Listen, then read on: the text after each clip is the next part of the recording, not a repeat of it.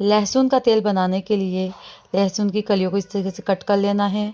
अब एक पैन में सरसों का तेल डालेंगे। तेल को अच्छे से गर्म कर लेना है।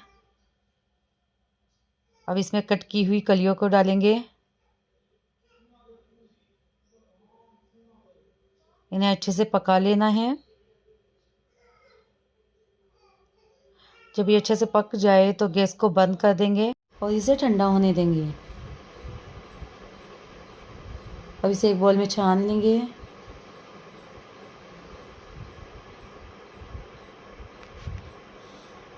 लहसुन के तेल की मालिश जोड़ों के दर्द में काफ़ी फ़ायदेमंद होती है। बच्चों के सर्दी जुकाम लगने पर लहसुन के तेल की मालिश करने से काफ़ी आराम मिलता है। तो आप भी इस तरीके से लहसुन का तेल ज़रूर बना के रखें।